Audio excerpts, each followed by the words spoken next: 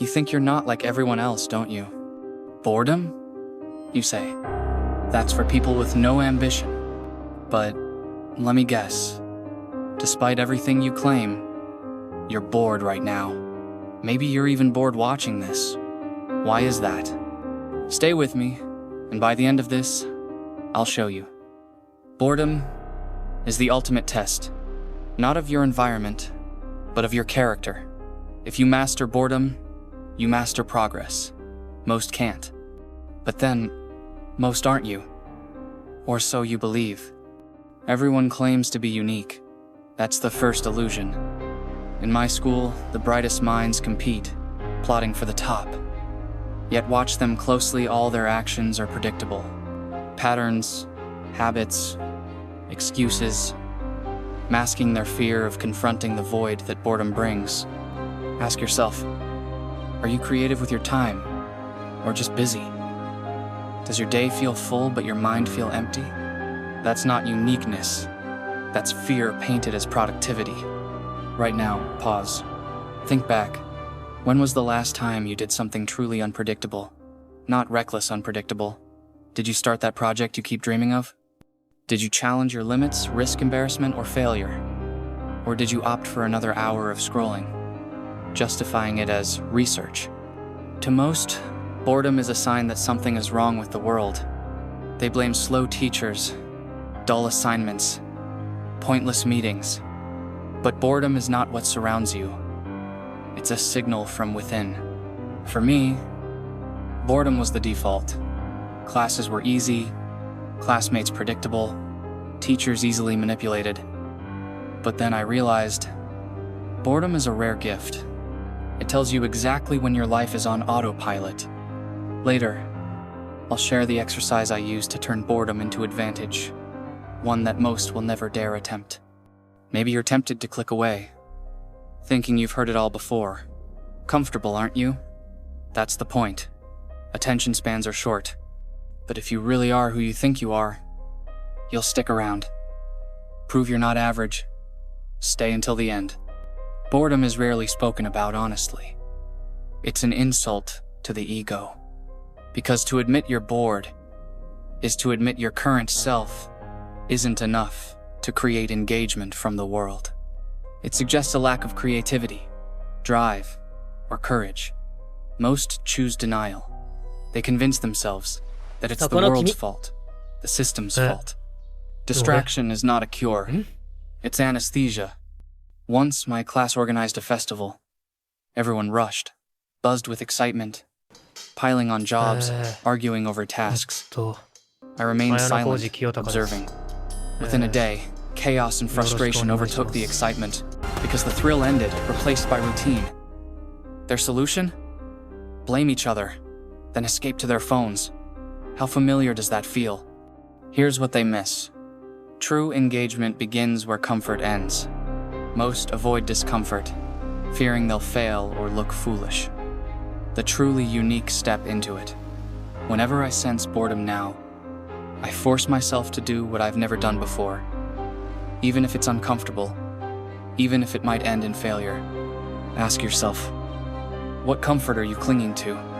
What could you attempt, right now, that you've always avoided due to fear of failure or judgment? Take a second, really. Pause and write in the comments.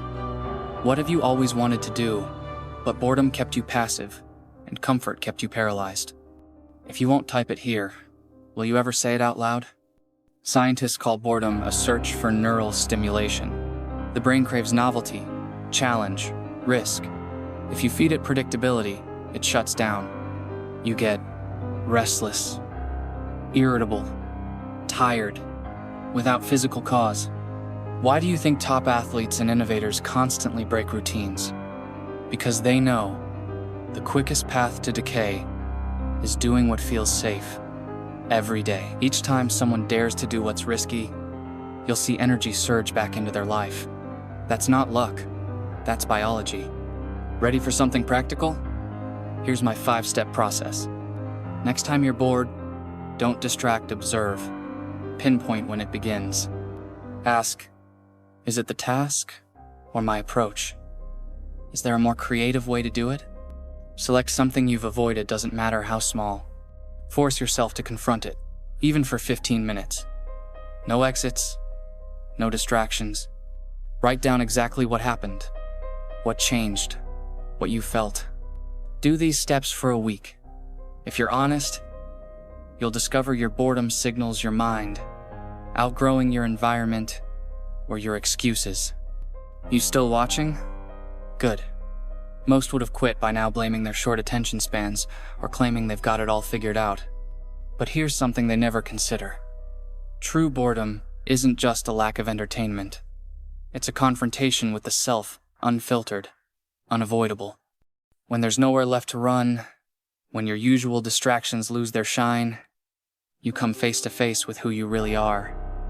Most people avoid that meeting for their entire lives.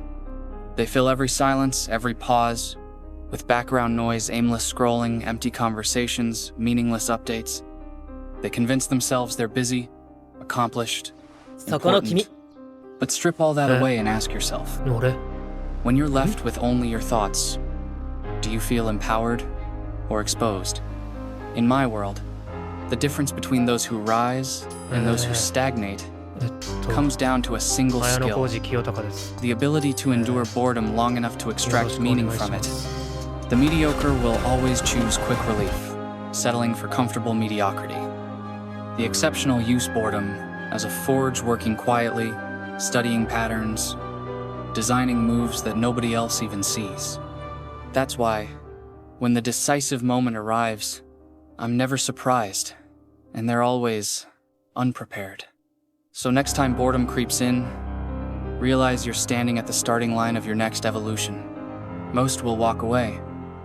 You get to choose if you'll stay. Remember that exercise I mentioned? Here it is. Every time you're bored, list 3 impossible things you could attempt instead. Things that scare you, or that you've always found intimidating. Pick one and do it, no matter how small. Your ego will rage against it. That's proof it matters. Try it for a week. Come back here and report your results, I dare you. Here's a secret. Every genuinely great achiever uses boredom. It's how you know you're ready for something new. Instead of medicating it, use it as fuel to ignite change. The question isn't, how do I escape boredom? It's, what is boredom telling me about my next move? If you made it this far, you're already ahead of 90% of people. But don't just listen, act. Next time boredom hits, recognize it as your mind's call to action, not an empty hunger for distraction. Still think you're different? Then prove it. Use boredom as your new compass. If you're ready to level up, watch the next video where I break down how I outmaneuver every opponent, not by working harder, but by never letting boredom win. Most will click away, but you'll use boredom, and that's why you'll be unstoppable.